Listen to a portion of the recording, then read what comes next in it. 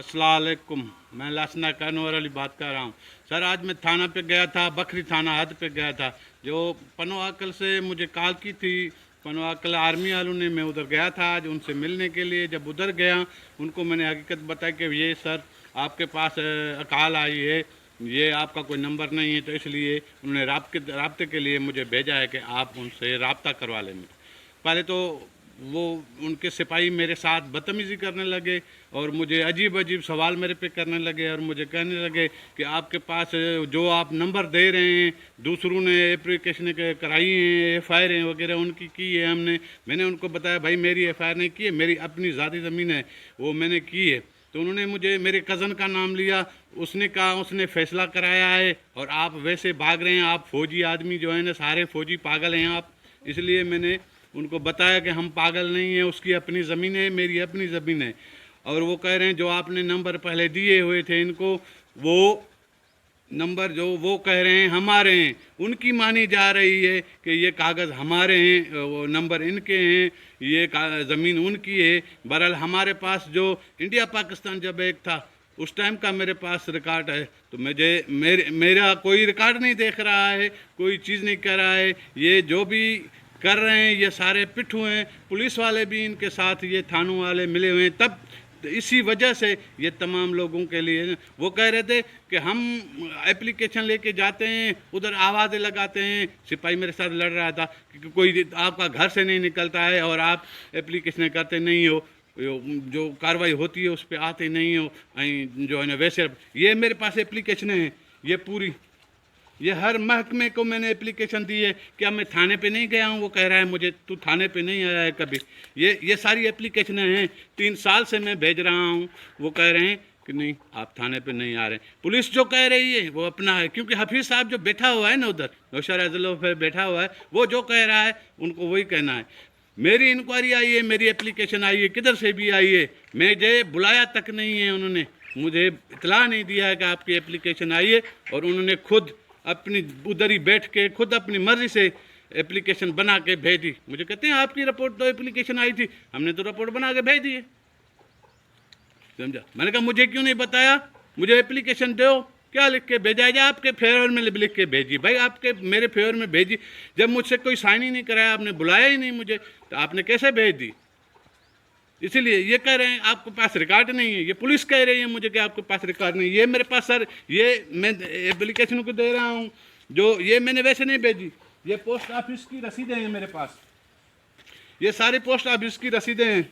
ये देखो सर, जिस किसके पास मैंने भेजी एप्लीकेशन, ये रसीदें हैं मेरे पास सारी।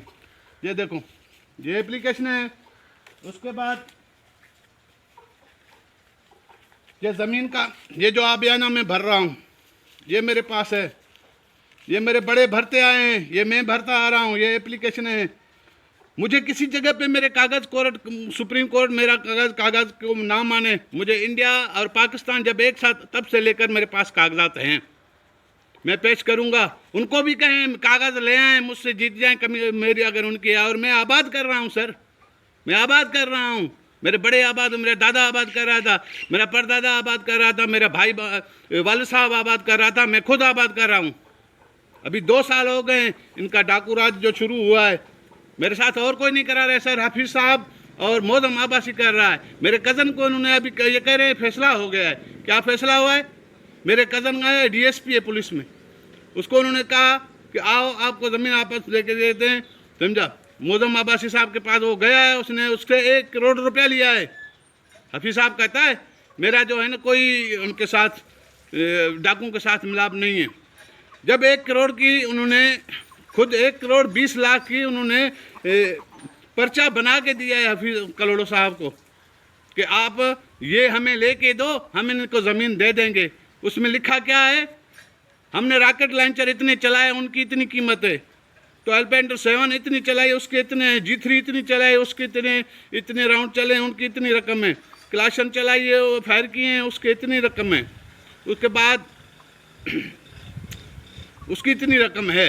उसके बाद हमने ज़मीन काश्त की है, उसकी इतनी रकम है। कुल मिला के टोटल उन्होंने 1 करोड़ 20 लाख रुपया। उसके बावजूद भी हमारे कज़न ने कहा ठीक है भाई, हम झगड़ा नहीं चाहते, हम लड़ाई नहीं चाहते, हमारी ज़मीन है, हमें वापस दो, हम मैं 1 करोड़ रुपया तुझे लेकर देता हूँ। उन बंदों से अपने 50 घर हैं हमारे जो इसमें हिस्सेदार हैं सर। उनके साथ इतना जुल्म किया है उसने इसीलिए कि कब झगड़ा न हो। मैं दुश्मनी नहीं चाहता हूँ। हम पढ़े लिखे लोग हैं, कोई आर्मी में, कोई पुलिस में, कोई जो है ना टीचर है, कोई डॉक्टर हैं। तकरीबन ज़्यादा हमारे डॉक्टर हैं सर। हम नौकरियों वाले बंदे हैं, हम डाकू नहीं हैं सर। फिर भी उसने कहा कि ठीक है यार, मैं दुश्मनी नहीं चाहता हूँ, मुझे पैसे देता हूँ, मुझे ज़मीन खाली करके दो। या हफीज़ कलोड़े ने इसको लिस्ट दी, इसने उठा के मौज़म साहब पर पहुँचाई। मौज़म साहब ने हमें कहा ये पैसे दो। उस अब्दुल्ला साहब ने उसको पैसे दिए, डीएसपी अब्दुल्ला साहब लाकर ने उसको पैसे दिए कि ये लो, हमारी ज़मीन को छोड़ दो। पैसा लेने के बाद 15 दिन के बाद उन्होंने हमारे बंदों को उधर से ये अशर किया जो घरों से औरतें निकाली हैं, हमारे हाथों से पकड़ के बाजू से पकड़ के बालों से पकड़ के घसीट के निकाली हैं औरतें। अभी मौजम आबासी साहब कह रहा है मेरी नहीं मान रहे हैं। भाई 1 करोड़ लेके तुम दे रहे हैं उनको, तेरे क्यों नहीं मान रहे हैं?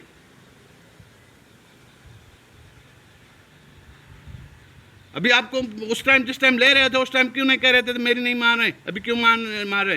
ये सारी मिली भगत है। ये मैं हर चीज पेश करूंगा। ये रसीदें हैं, ये रिकॉर्ड है मेरे पास।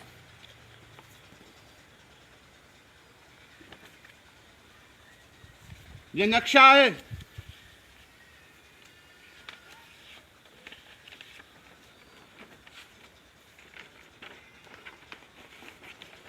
ये देख दरो क्लोज करके दिखाओ। ये देख दरो, ये नक्शा है, ये मेरे नंबर है, इसमें हर चीज मैं दूंगा।